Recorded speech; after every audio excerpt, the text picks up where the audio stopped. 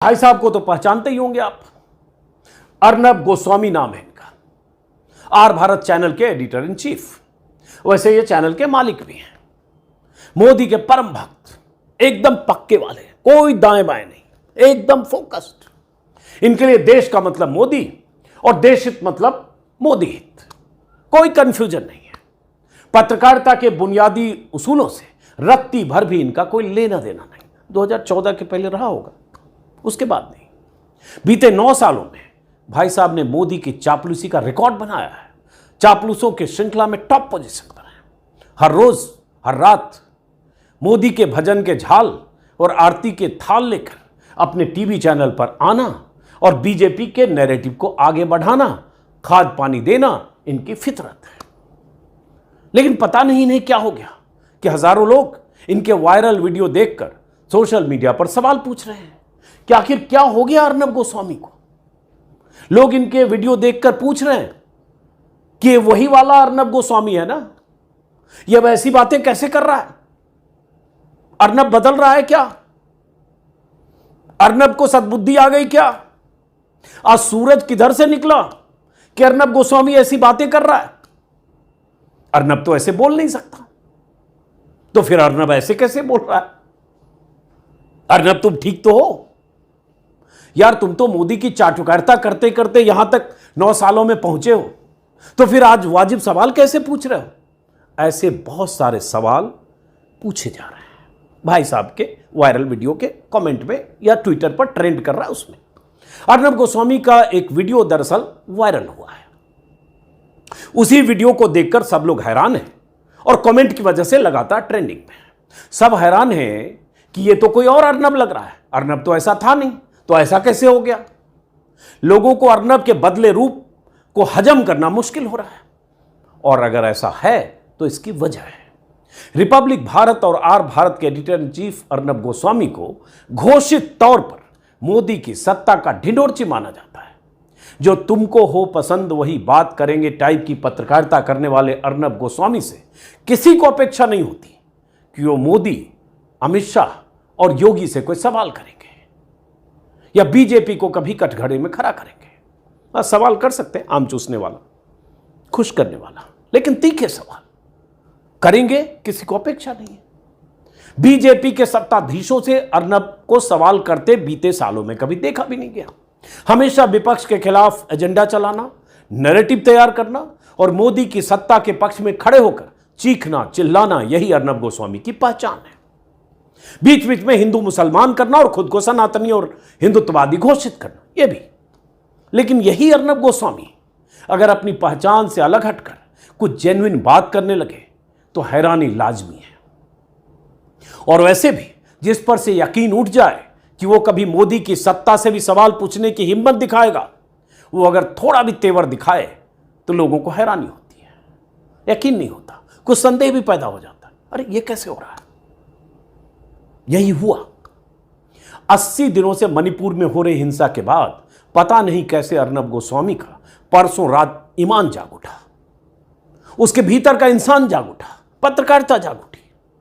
और फिर अर्नब गोस्वामी ने परसों रात आर भारत चैनल पर अपने शो में न जाने कितने महीनों या सालों बाद वो बात कही जो एक पत्रकार को कहना चाहिए, वही सवाल उठाए जो एक पत्रकार को उठाना चाहिए। क्या है वो सवाल? अर्नब गोस्वामी के वीडियो से समझिए और फिर समझिए कि एक पत्रकार जो वाजिब बात करता है, कोई ऐसी बात नहीं है, वही करना चाहिए, लेकिन जिस दिन वो करता है उस दिन लोग उसे या तो संदेह के भाव से देखते हैं या देखते हैं कि यार ये तो ऐसी बात कैसे कर रहा है। तो सुनिए पहले वीडियो और उसका कौन लोग संदेह के भाव से या कौन लोग क्या लिख रहे हैं, क्यों बोल रहे हैं और क्यों ये ट्रेंड कर रहे हैं अर्नब गोस्वामी, वो भी और कुछ और बातें। तो देखिए ये वो वीडियो है इनके परसों मतलब 21 जुलाई की रात का शो है। शो में जो इंट्रो, जो ओपनिंग एंकर होता है, उसका 1 मिनट कुछ सेकंड का हिस्सा है जो वायरल हो रहा है, वही हिस्सा मैं आपको सुनाऊंगा। और मोदी भक्त अर्नब को अचानक क्या हुआ, यही सवाल लोग कर रहे हैं। अब सुनिए, जरा गौर से सुनिएगा। Also being asked and should be asked. Nobody should be above question in this country. Viewers, at the same time, the government should stop this whataboutery. If you're asked about Manipur, talk about Rajasthan. Like if you ask anyone about Bengal, if you ask the Trinamool about Bengal, they want to talk about Manipur. If you ask the center about Manipur, they want to talk about the attacks on women in Rajasthan. To score a political brownie point, to balance things. This is wrong, just wrong. And what is wrong must be called out wrong. Reality is. क्या कहा अर्नब गोस्वामी ने? वही जो हम सब लोग कह रहे हैं। क्योंकि आपको पता होगा कि परसों के एक दिन पहले, जिस दिन से वीडियो वायरल हुआ, जिसके अगले दिन प्रधानमंत्री मोदी को अपना मुंह खोलना पड़ा, और मुंह खोला तब जब एकदम उनके पास कोई विकल्प नहीं बचा। उसी दिन सुप्रीम कोर्ट के सीजेआई ने कह दिया कि आप एक्शन लीजिए वरना हम एक्शन लेंगे। उसी दिन शाम से एक नैरेटिव ये गढ़ा जाने लगा कि मणिपुर की क्यों बात कर रहे हैं, बंगाल में भी ऐसा हो रहा है, राजस्थान में भी हो रहा है, वहां के आंकड़े ये हैं, विपक्ष के आंकड़े ये हैं, विपक्षी राज्यों के आंकड़े ये हैं। और मोदी जी ने भी थोड़ी राजनीति की थी। उन्होंने 50, 60, 70 सेकंड मणिपुर की बात की 8 मिनट के संक्षिप्त एक आलाप में संसद परिसर में, और उसमें उन्होंने मणिपुर के साथ राजस्थान और छत्तीसगढ़ का जिक्र किया जहां विपक्षी सरकारें।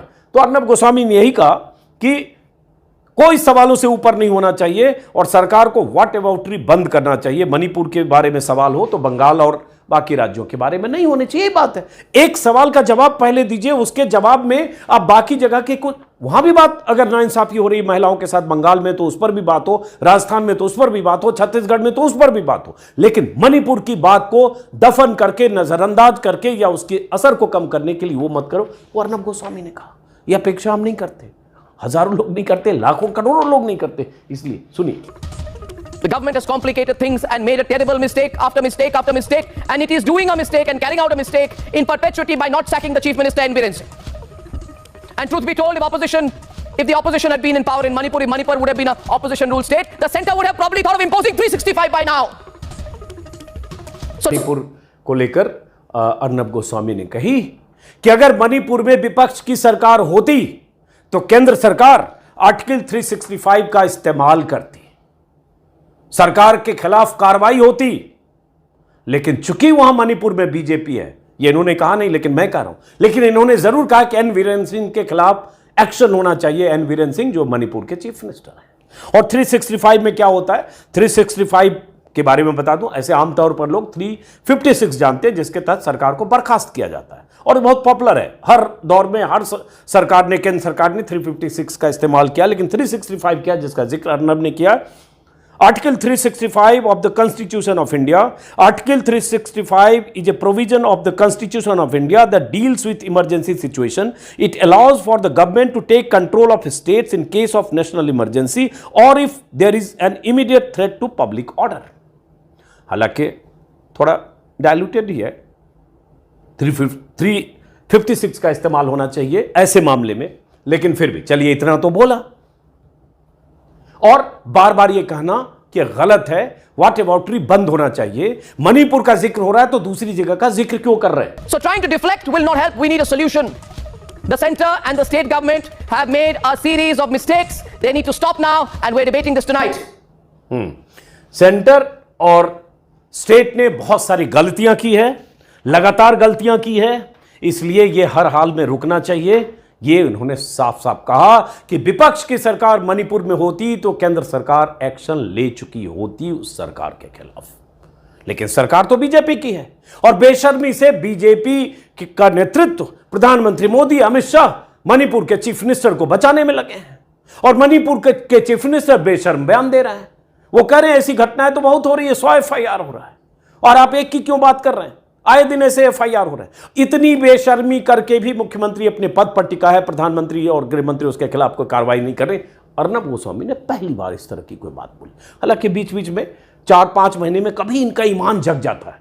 बिल्किस बानो के मामले में भी इनका एक वीडियो देखा था, उस दिन भी ईमान जगा था। पता नहीं किस अवस्था में रात में सोए और किस अवस्था में उठे कि ईमान जगा और उन्होंने कहा कि बिल्किस बानो के साथ जो गलत हुआ, जिस ढंग से उसके गुनहगारों को रिहा किया गया, उसकी गुनहगारों की रिहाई के बाद फूल माला और मिठाई खिलाकर सम्मान किया गया, वो गलत था। उस दिन भी अर्नब ने बोला, लेकिन साल में एक आध दिन होता है, अभी हुआ है परसों तो लोग लिख रहे हैं, लेकिन अब कल क्या होगा? आज का मैंने पता नहीं, आज रविवार है, आज वो करते नहीं है शो, शनिवार को शायद नहीं करते, मंडे को क्या होगा, बुधवार को क्या होगा, मंगल को क्या, कोई नहीं जानता है, क्योंकि इनके उसमें इनकी दिनचर्या में वही होता है जो शुरू में मैंने कहा। लेकिन अब जो लिख रहे हैं, जैसे साइमा जो रेडियो की एंकर है, माफ करें RJ है, साइमा ने लिखा थोड़ा क्लोज करता हूं, यही सब लोग लिख रहे हैं, हर आदमी हैरान, व्हाट हैपेंड टू हिम, क्या हुआ है अर्नब गोस्वामी को।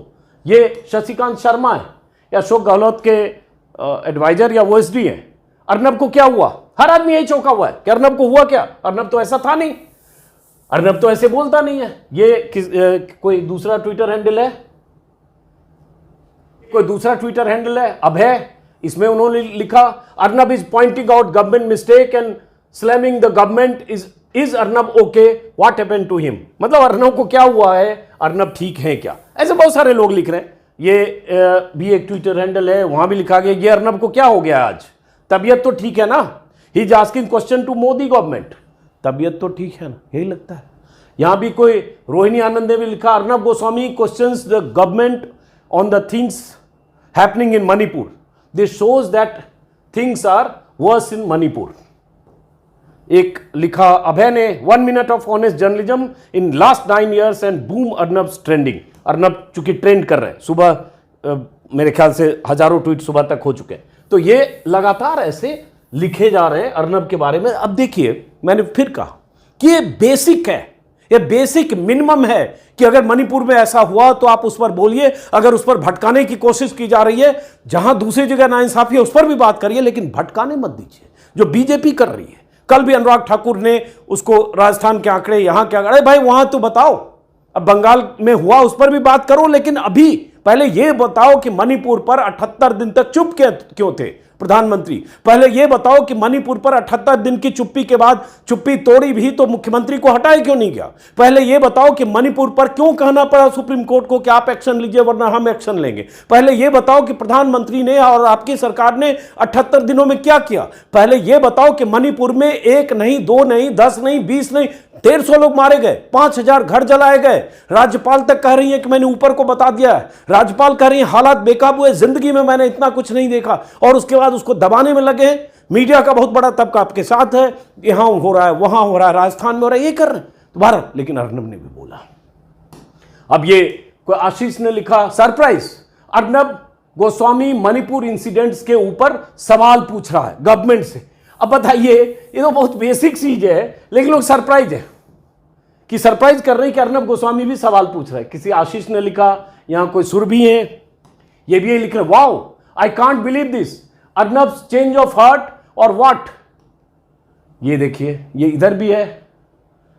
अर्चना ने लिखा we really get to see Arnab Goswami in his old reporting manner, yes here he is making sense, Arnab sense की बात कर। पवन खेड़ा जो प्रवक्ता है कांग्रेस के, उन्होंने भी लिखा, पवन खेरा ने ट्विटर पर लिखा, यह बड़ा इंटरेस्टिंग लिखा, is the prime minister sending a message to him his home minister via his master's voice, all is not well in Modi's Republic, चूंकि चैनल का नाम रिपब्लिक है। पवन खेरा ने लिखा, कोई रोहिणी आनंद ने फिर वही लिखा जो मैंने बताया, फिर कोई संगीता लिख रही हैं, हर को चूंकि लग रहा है हैरानी की बात है, तो लगातार लोग इस पर लिख रहे हैं। अब ये एक और ट्विटर, 5-6 ट्विटर यहां भी है, इसको भी देखते हैं किसने क्या लिखा। गीत सेठी है, Arnab are you all right, Arnab तुम ठीक हो। सोचिए किसी पत्रकार के लिए वाजिब और जेन्युइन सवाल उठाने के लिए यह कहा जा रहा है, क्योंकि आपसे एक्सपेक्टेशन ही नहीं है, सोच ही नहीं सकते कि आप ये वाजिब बात भी बोलोगे, भले आपने 1 मिनट बोला लेकिन बोला। Can't believe you can do serious reporting too, यकीन नहीं होता कि आप सीरियस रिपोर्टिंग भी कर सकते हो। किसी आदित्य गोस्वामी ने नीचे लिखा व्हाट हैपेंड टू अर्नब, ये भी नीचे देखिए, ये यहां पे है व्हाट हैपेंड टू अर्नब। ये सब मैं ट्विटर से दिखा रहा हूं ताकि आपको समझ में आए कि एक आदमी जब कभी जेन्युइन सवाल करता है तो कैसे यकीन नहीं होता लोगों को, उनकी मंशा संदिग्ध भी लगती है। एक ट्विटर हैंडल है things are so bad that even Arnab has started questioning the government on Manipur. किसी और ने लिखा oh God original Arnab has been replaced by look like, मतलब इन्होंने कहा कि ये ओरिजिनल अर्नब जो 2009 के पहले जो अर्नब था वो रिप्लेस हुआ लुक अलाइक से, क्योंकि अर्नब तो ऐसा अब है नहीं, 2014 के पहले था और तब हम सब लोग प्रशंसक थे, मैं खुद मुरीद था अर्नब का।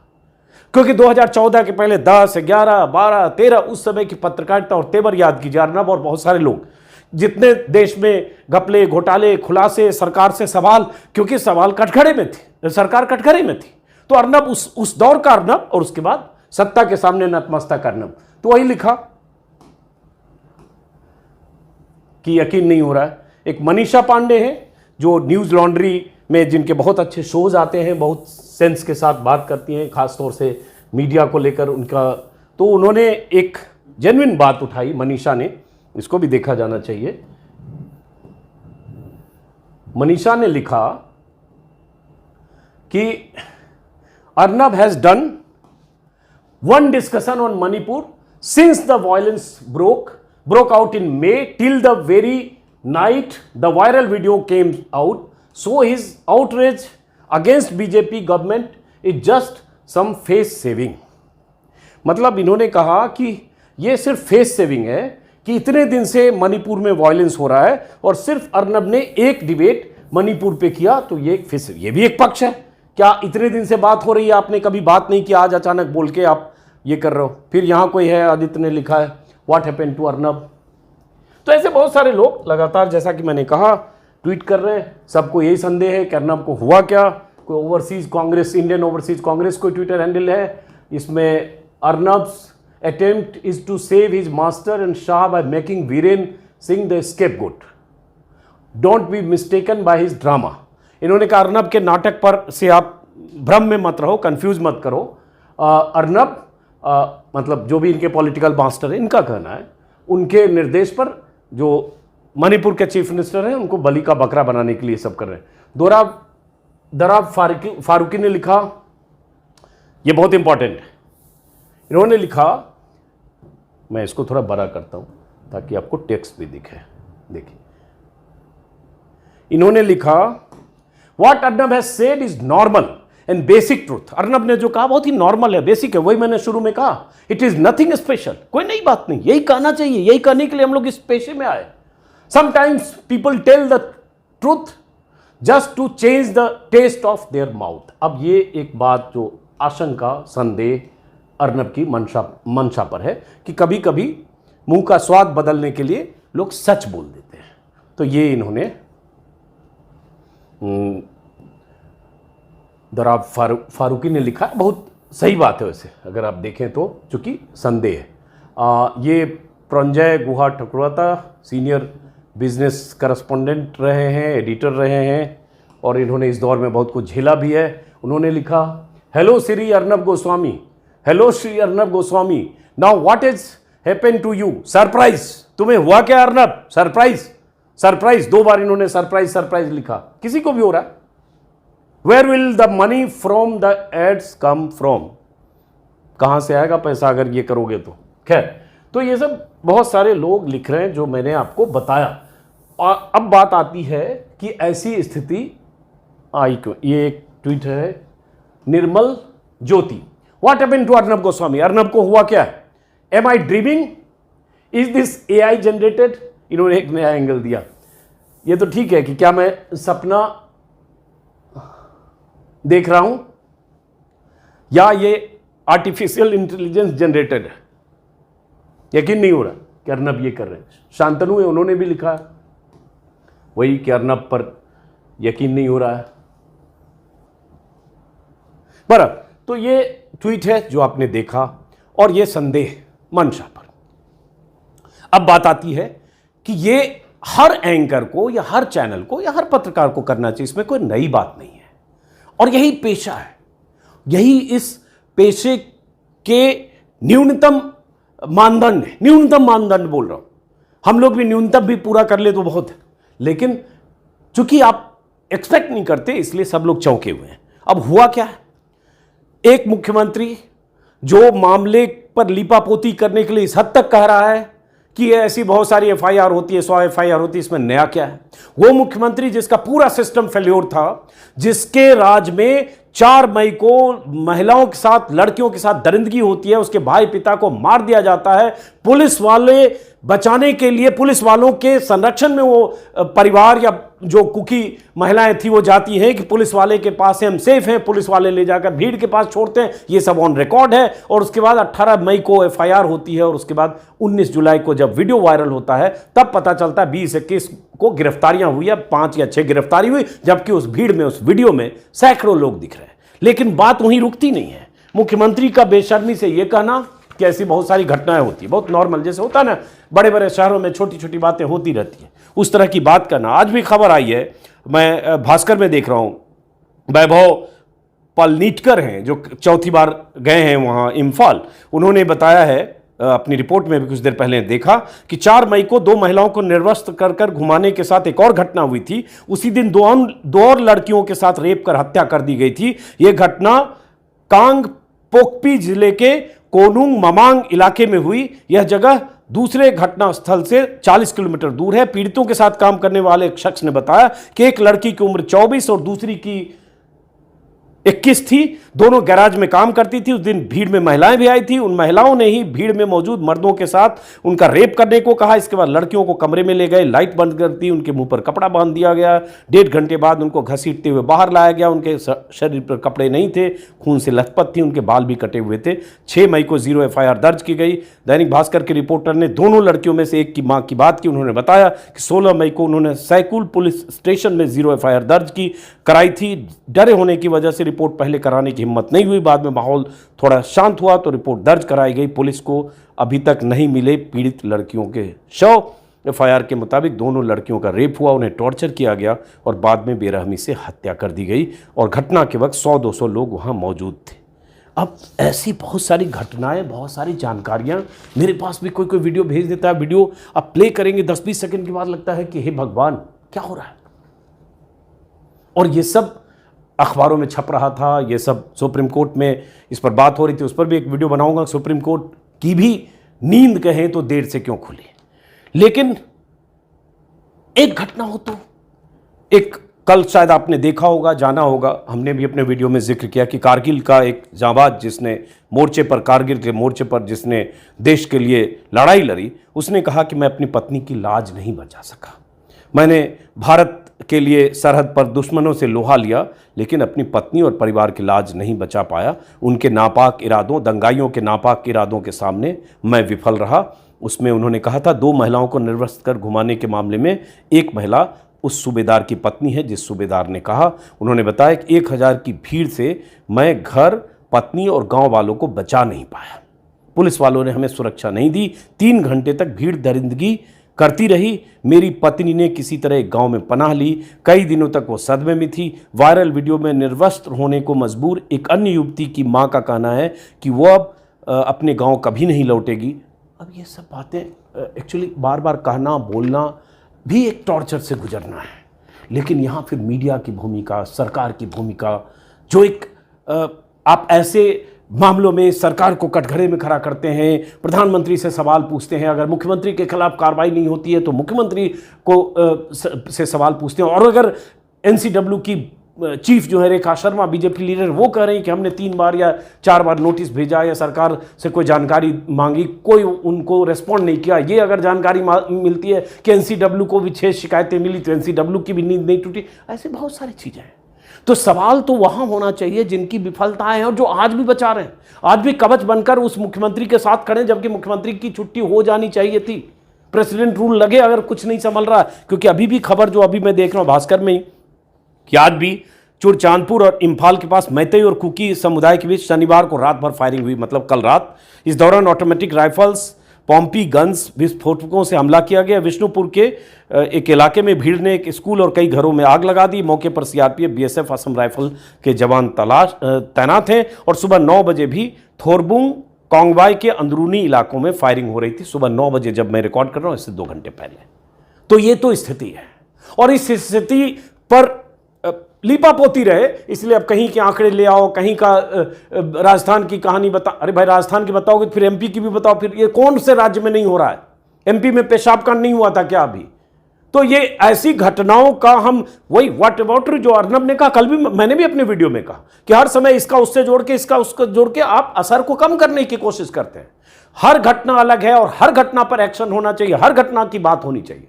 लेकिन एक घटना के असर को कम करने के लिए 4 घटनाओं का जिक्र लेके आप लीपापोती करने की कोशिश कर रहे हैं। यह भी एक गलत तरीका है। गलत है तो गलत है, ये अर्नब ने कहा तो इसलिए चौंक रहे। बहरहाल उम्मीद करते हैं कि बाकी कुछ लोगों के भी दीन ईमान जगेंगे। सत्ता का तो नहीं जगता है। सत्ता की तरफ से कोशिश यही होगी, मोदी की सत्ता की तरफ से किसी ढंग से मणिपुर के मामले से लोगों को डाइवर्ट करें और इसके लिए कुछ और तरीके खोजें। वो खोजे जा रहे हैं, मीडिया के लोग इसमें शामिल भी हैं। लेकिन आप दर्शक के तौर पर, नागरिक के तौर पर ठंडे दिमाग से सोचिएगा, और जब सोचिएगा उन महिलाओं के बारे में, उन घटनाओं के बारे में, उन माओं के बारे में, उन बहनों के बारे में, उस भाई के बारे में जिस भाई के सामने उसकी बहन के साथ सामूहिक बलात्कार हुआ और उसके बाद, या बलात्कार करने वाले थे, भाई ने रोकने की कोशिश की तो भाई को मार दिया गया, पिता को मार दिया गया। कितनी घटनाओं का जिक्र, 150 लोग मारे गए, ये सरकारी आंकड़ा है। 150 से ज़्यादा, गैर सरकारी का कुछ पता नहीं। 5000 घर जला दिए गए, ये भी सरकारी है, गैर सरकारी का कुछ पता नहीं। और ये लगातार हो रहा है, 82 दिन हो गए। देखते हैं। फिलहाल इस वीडियो को खत्म करते हैं दोस्तों, फिर मुलाकात होगी। अगर आपने मेरे YouTube चैनल को सब्सक्राइब नहीं किया तो सब्सक्राइब करें, अगर किया है